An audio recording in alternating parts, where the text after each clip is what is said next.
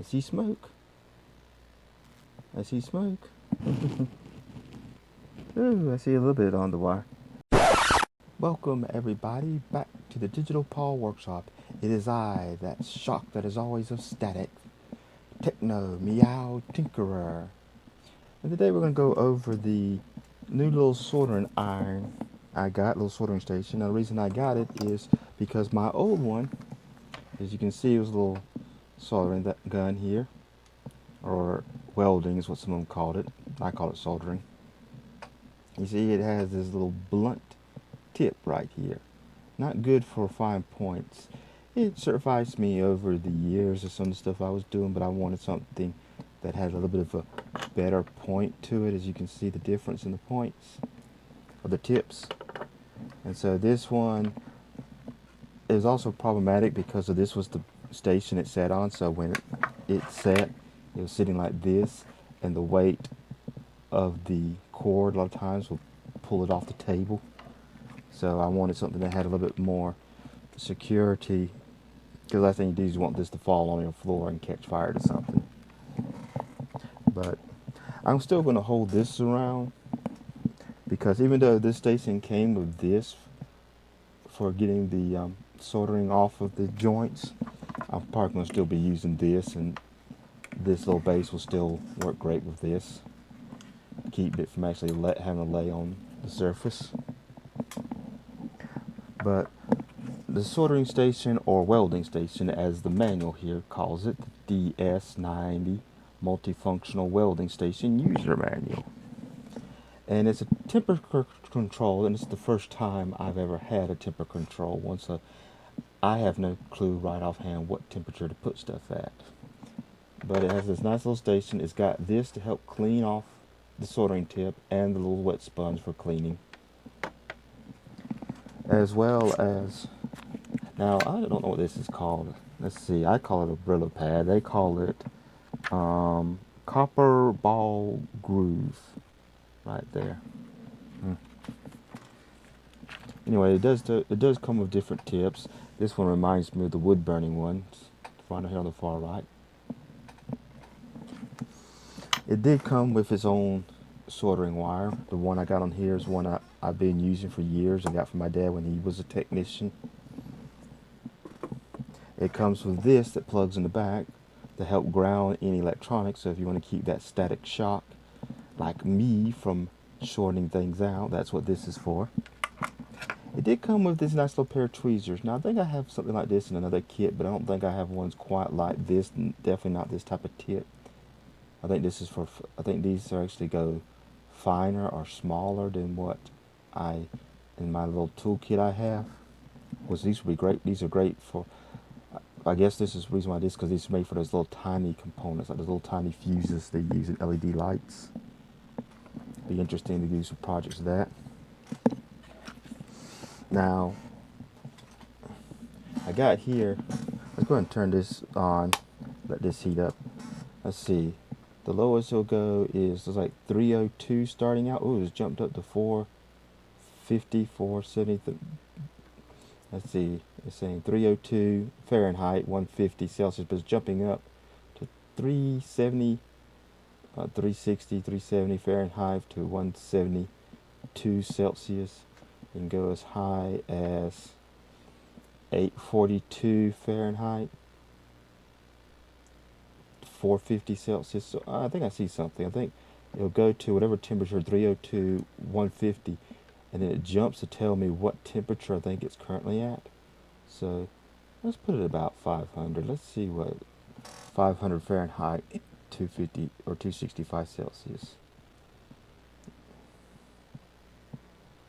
Yeah, because that's what it looks like. It's like now it's adjusting the temperature down.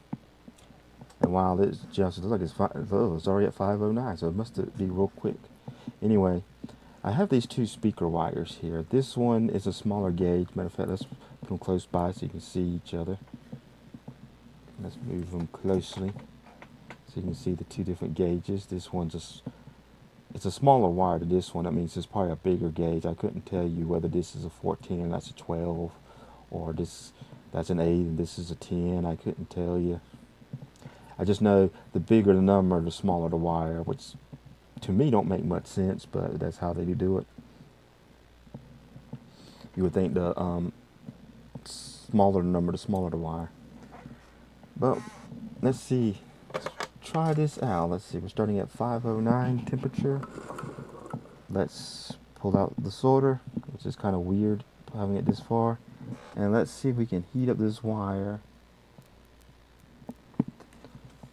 I forgot what they called this, where you heat the wire to put some soldering on.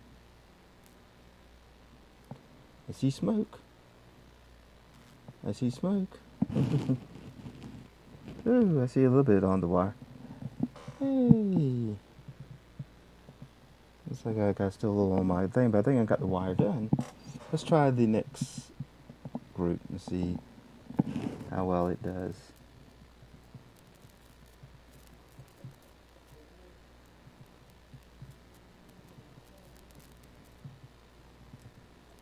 Don't seem like it wants to do. I don't know if it's because I don't have it hot enough or just too thick. Hold on, I think I might say I got something on it. Let me get it. I gotta grab my glasses. Pardon. I need to. Yeah, it looks like I got a little bit of solder on there. I can definitely see it on this one. Let me see if I can do this a little bit better. So, new task with the soldering iron. I'm going to have to learn and look up about temperatures, about what I need to put the temperatures at. Let's let the iron sit here for a second. See then if I can't.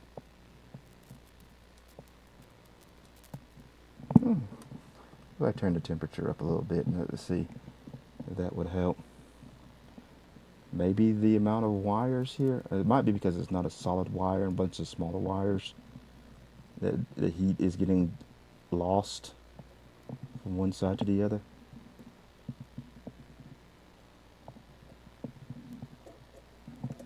I mean, it does look like I got some on there, but not. And now if I touch it directly to the iron, it gets heat up. But boy, it don't want to come off the iron.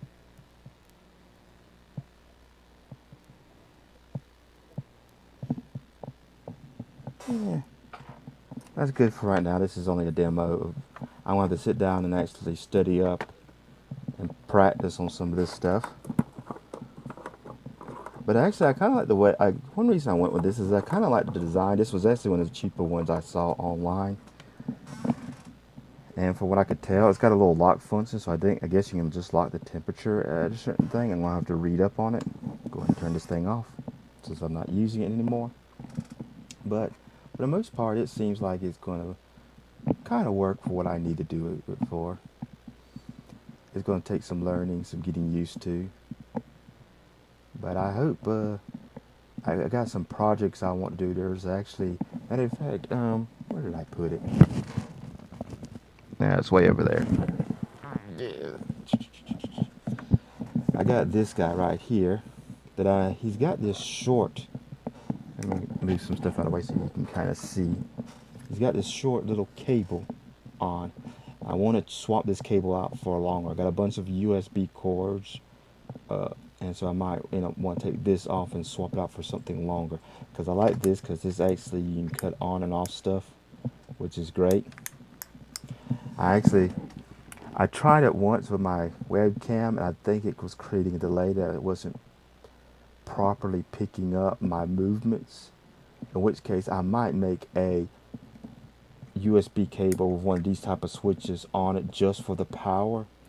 That way I don't have to keep unplugging my webcam if I don't want to risk people's spine. Because you know how nowadays people want to hack your webcam to see who you are and what you're doing and all that sort of stuff. That all sorts of identity thieves and hackers and people with bad intentions out there. And so I may end up making a wire with a type of toggle switch on it just for the power. So that way I can cut my webcam off without ever having to worry about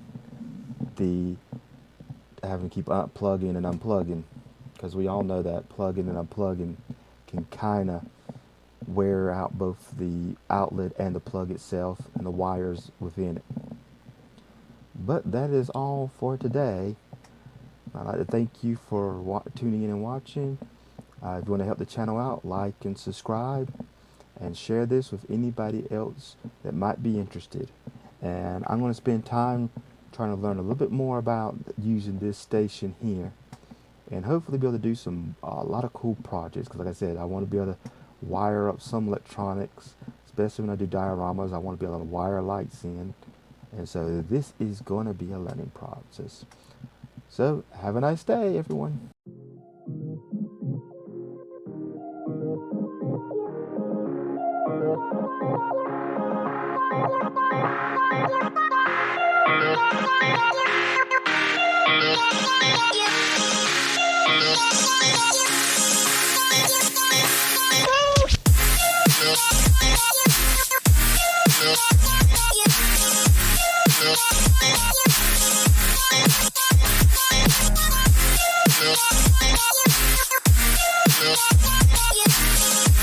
Yeah.